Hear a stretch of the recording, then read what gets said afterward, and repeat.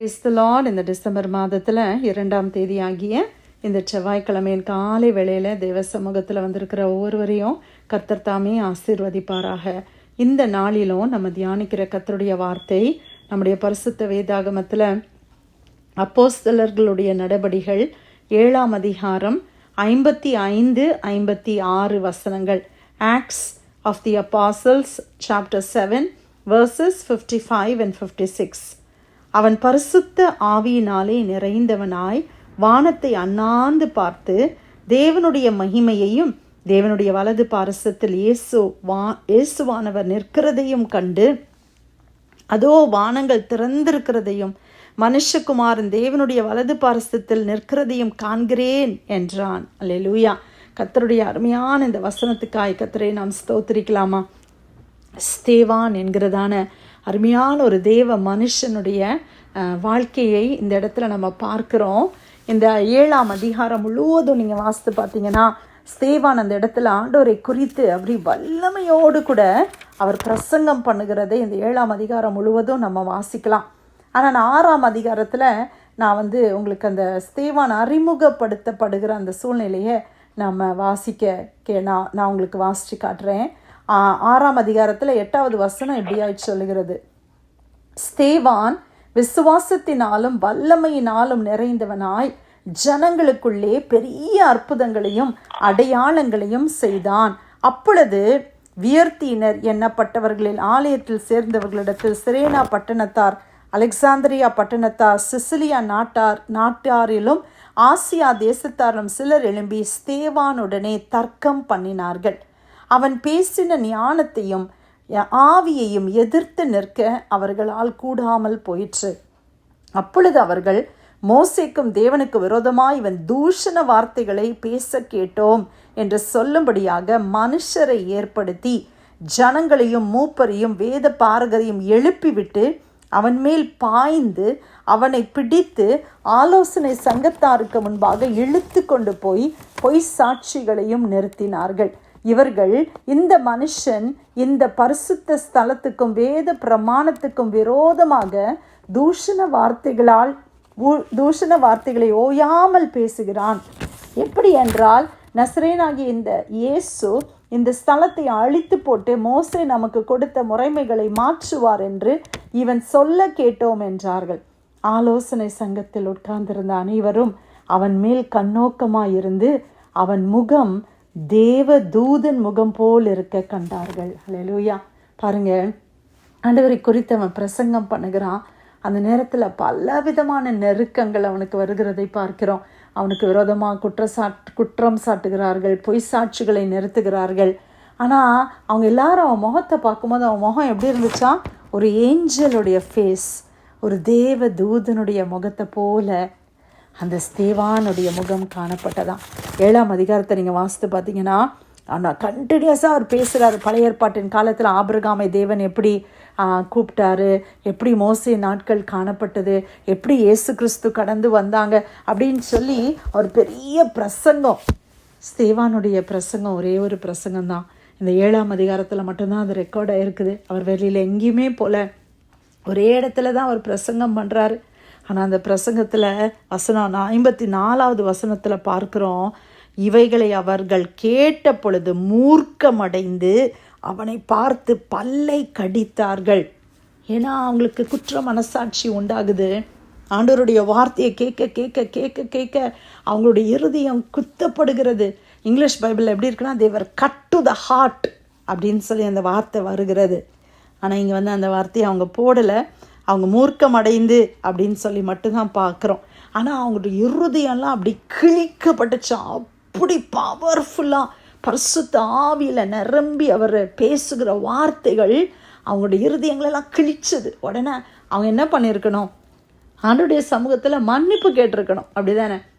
நம்மளை குறித்து ஒரு சொல்கிறாங்கன்னு வைங்களேன், பரிசுத்த ஆவி நிரம்பி சொல்கிறாங்க, நீ இப்படி பண்ணுற, இது தப்புன்னு சொல்கிறாங்கன்னா நம்ம என்ன செய்யணும்? உடனே ஆண்டவர்கிட்ட மன்னிப்பு கேட்கணும். ஆண்டவர் மன்னிக்கிற தேவன், கிருபையுள்ள தேவன். ஆனால் அவங்க என்ன பண்ணாங்க தெரியுமா? இவனை தீர்த்து கட்டணும், இவனை முடிச்சிடணும், இவன் இல்லைன்னா நம்மளுக்கு நல்லா இருக்கும் அப்படின்னு அவங்க தீர்மானம் பண்ணிட்டாங்க. அதனால் என்ன செய்தாங்களாம்? பல்லை கடித்தார்கள். அப்பொழுது அவன் பரிசுத்த ஆவியினால நிறைந்தவனாய் வானத்தை அண்ணாந்து பார்த்து, அந்த ஜனங்களை பார்க்கல, அவன் வானத்தை அண்ணாந்து ஸ்தேவான் பார்க்கிறார். அப்போ தேவனுடைய மகிமையை அவர் பார்க்கிறார். தேவனுடைய வலது பாரிசத்தில் இயேசுவானவர் நிற்கிறதையும் கண்டு, அதோ வானங்கள் திறந்திருக்கிறதையும் மனுஷகுமாரன் தேவனுடைய வலது பாரிசத்தில் நிற்கிறதையும் காண்கிறேன். அவர் பார்த்த உடனே அவருக்கு எப்படி இருக்குன்னா அவ்வளோ சந்தோஷம். அவர் அந்த ஜனங்கக்கிட்ட சொல்கிறாரு, வானங்கள்லாம் திறந்திருக்குது பாருங்க, இயேசு கிறிஸ்து மகிமையாக அவர் நிற்கிறாரு பாருங்க, வலது பாரிசத்தில் ஆண்டவர் நிற்கிறாங்க பாருங்கன்னு சொல்லி அவர்களை எல்லாம் அவர் சொல்லுகிறார். ஆனால் அவர்களுக்கு அந்த தரிசனம் கிடைக்கல. ஆனால் ஸ்தேவான் அதை பார்க்கிறார். அவருடைய கண்கள் அதை பார்க்கிறது. ஆண்டவர் எழும்பி நிற்கிறத பார்க்கிறார்.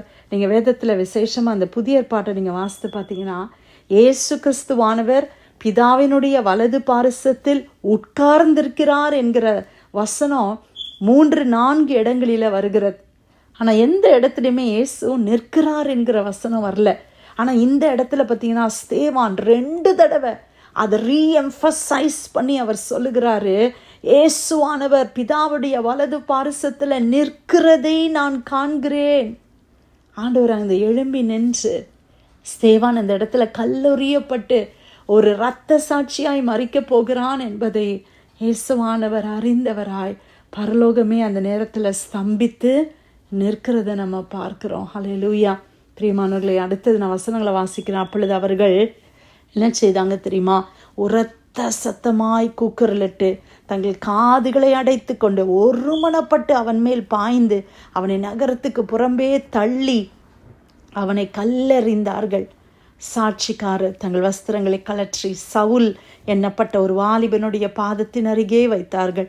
அப்பொழுது கர்த்தராகிய இயேசுவே, என் ஆவியை ஏற்றுக்கொள்ளும் என்று ஸ்தேவான் தொழுது கொள்கையில் அவனை கல்லெறிந்தார்கள். அவனோ முழங்கால் படியிட்டு, ஆண்டவரே, இவர்கள் மேல் இந்த பாவத்தை சுமத்தாதிரும் என்று மிகுந்த சத்தமிட்டு சொன்னான். இப்படி சொல்லி நித்திரை அடைந்தான். அல்லேலூயா. ஸ்தேவானுடைய கடைசி மணித்துளிகளை பைபிள் நமக்கு ரெக்கார்ட் பண்ணியிருக்குது. ஆனால் இதில் பாருங்கள், கல்லெறிந்து கொல்லப்படுகிறதுன்றது எவ்வளோ ஒரு கடினமான ஒரு செயல் இல்லை? எத்தனை கல் பட்டால் நம்ம உயிர் போகணும்? ஒரு கல்லும் எவ்வளோ வேதனை, எங்கெல்லாம் அது படும் இல்லை? நம்மளால் யோசித்தே பார்க்க முடியல. அவ்வளோ ஒரு கடினமான ஒரு பாதையில் அவர் என்ன சொல்கிறாரு? ஸ்தேவான் என்ன சொல்லுகிறாரு? இயேசுவே, என் ஆவியை ஏற்றுக்கொள்ளும் என்று அவர் சொல்லுகிறார். இயேசுவே, ஆவியை ஏற்றுக்கொள்ளுங்கன்னு சொல்லிட்டு முழங்கால் போட்டாராம். பிரியமானவர்களே, இன்றைக்கி நம்ம ஜெபிக்கிறதுக்கு கூட முழங்கால் போட நம்மளால் முடியல. ஆனால் ஒரு கடைசி நிமிஷம் எவ்வளோ ரத்தமோ எவ்வளோ வேதனையோ அவருடைய சரீரத்தில் காணப்பட்டிருக்கோம் இல்லையா? ஆனால் வசனம் என்ன சொல்லுது? அவனோ முழங்கால் படியிட்டு, ஆண்டவரே, இவர்கள் மேல் இந்த பாவத்தை சுமத்தாதிரும் என்று மிகுந்த சத்தமிட்டு சொன்னான். இவர்கள் மேல் இந்த பாவத்தை சுமத்தாதீங்க ஆண்டவரே அப்படின்னு அவங்களுக்காக பரிந்து பேசுகிறார் ஸ்தேவான். எப்போ தெரியுமா? மறிக்கிற தருவாயில் அவர் அதை சொல்லுகிறார். ஒரு கஷ்டத்தின் பாது உச்சக்கட்டம்தான் மரணம். அந்த தருவாயில் அவர் சொல்கிறாரு, ஆண்டவரே, இவங்க மேலே இந்த பாவத்தை சுமத்துறாதீங்க. இதே வார்த்தையை இயேசு கல்வாரி சிலுவையில் பேசினாங்க. பிதாவே, இவர்களுக்கு மன்னியும், இவர்கள் தாங்கள் செய்கிறது இன்னதென்று அறியாதிருக்கிறார்களே. நம்மளை அநேகர் அந்த குட் ஃப்ரைடே டைமில் அதை தியானித்திருப்போம், அதை கேட்டிருப்போம். அப்போ நம்ம என்ன நினைக்கிறோம்? இயேசுவால் சொல்ல முடியும் அப்படின்னு நினைக்கிறோம். பிரியமானவர்களே, இயேசு சொன்ன அதே வார்த்தைகளை அவரை பின்பற்றி வந்த சீஷனாகிய இந்த ஸ்தேவானால் சொல்ல முடிந்ததென்றால் உங்களால் என்னால் நிச்சயமாக செய்ய முடியும். நிறைய நேரத்தில் நம்ம நினைக்கிறோம் ஜீசஸால் சொல்ல முடியும். ஜீசஸுடைய போதனைகள்லாம் அதெல்லாம் ரொம்ப கஷ்டம், ஒரு கணத்தில் அரைஞ்ச இன்னொரு கணத்தை காட்டு, அதெல்லாம் நம்மளால் பண்ண முடியாதுன்னு நினைக்கிறோம். ஸ்தேவான் பாருங்களேன், அந்த சூழ்நிலையிலையும் அவர்களை மன்னித்தார் அல்லவா? இன்றைக்கி நம்முடைய வாழ்க்கையும் ஸ்தேவான் வாழ்க்கையும் கம்பேர் பண்ணி பார்த்தோன்னா எப்படி இருக்குதுல்ல? ஆண்டவருடைய பிள்ளைகளாகிய கர்த்தருடைய பிள்ளைகள் எப்படியெல்லாம் இரத்த சாட்சியாய் மறிக்கிறதுக்கு ஒப்பு கொடுத்தது மாத்திரமல்ல, அதை சந்தோஷமாய் அவர்கள் எடுத்துக்கொண்டார்கள் என்று நம்ம வாசிக்கிறோம். ஆண்டவர்கிட்ட அவர் ஜெபிக்கிறார், ஆண்டவரே, இவங்க மேலே சுமத்தாதீங்கன்னு சொல்லி சத்தமாக ஜெர்மனி அப்படி நித்திரை அடைதான். He fell asleep. இங்கிலீஷில் கூட அப்படி தான் போட்டிருக்கு. நான் நினைக்கிறேன் ஆண்டவர் அவருக்கு கல்லெல்லாம் படும்போது கூட எதுவுமே அவர் கஷ்டப்படுத்தாது, அப்படியே தூக்கத்திலேயே ஆண்டவர் அப்படியே ஸ்தேவானை எடுத்துக்கிட்டாங்கன்னு நான் நினைக்கிறேன். ஆண்டவருக்கு பிரியமானவர்களை, இன்றைக்கி இந்த வசனங்களை தியானிக்கிறோம். ஸ்தேவான் பெரிய புக்ஸ் எல்லாம் பைபிளில் எழுதலை பாருங்கள், எதுவுமே எழுதலை. ஒரே ஒரு சாப்டர் தான் இருக்குது. அப்போஸ்தலர் நடவடிக்கைகளில் ஒரு அதிகாரத்தில் அவர் பிரசங்கம் பண்ண ஒரே ஒரு பிரசங்கம். அந்த ஒரு பிரசங்கத்துக்கு வந்த முடிவு என்ன தெரியுமா? அவருடைய ஜீவன் எடுக்கப்பட்டது. அவரை கல்லெறிந்து கொன்றார்கள். ஆனால் வசனம் சொல்லுது, அதே இடத்துல ஒரு மனுஷன் இருந்தான், அவனுடைய பேர் சவுல். நமக்கு தெரியும் இந்த சவுல் எப்படி பவுலாய் மாறி எத்தனை ஆயிரக்கணக்கான விசுவாசிகளை, லட்சக்கணக்கான விசுவாசிகளை அவர் எழுப்பினார். எத்தனை சபைகள் ஸ்தாபிக்கப்பட்டது.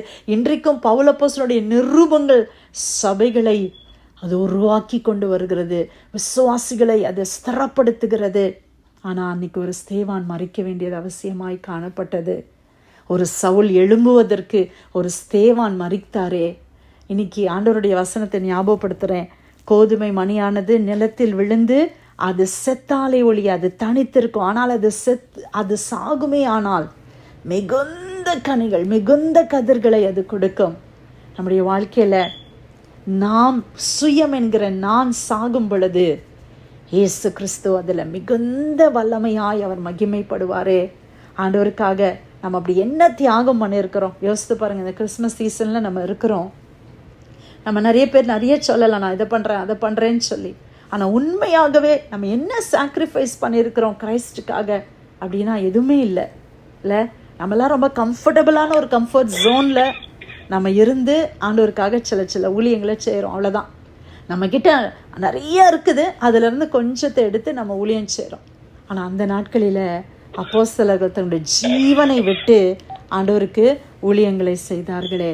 அப்படியாய் வாழ கர்த்தர் நம்ம ஒவ்வொருவருக்கும் கிருபை கொடுப்பாராக. ஆண்டவருடைய வார்த்தைகளுக்காய் கர்த்தரை ஸ்தோத்திரிக்கலாம். அப்போஸ்தலர் 7:55-56 வசனங்கள். அவன் பரிசுத்த ஆவியினாலே நிறைந்தவனாய் வானத்தை அண்ணாந்து பார்த்து தேவனுடைய மகிமையும் தேவனுடைய வலது பாரசத்தில் இயேசுவானவர் நிற்கிறதையும் கண்டு, அதோ வானங்கள் திறந்திருக்கிறதையும் மனுஷகுமாரன் தேவனுடைய வலது பாரசத்தில் நிற்கிறதையும் காண்கிறேன் என்றான். கர்த்தர் கொடுத்த வார்த்தைக்காய் தேவனுக்கு நன்றி செலுத்தி யாராவது ஜெபிக்கலாமா?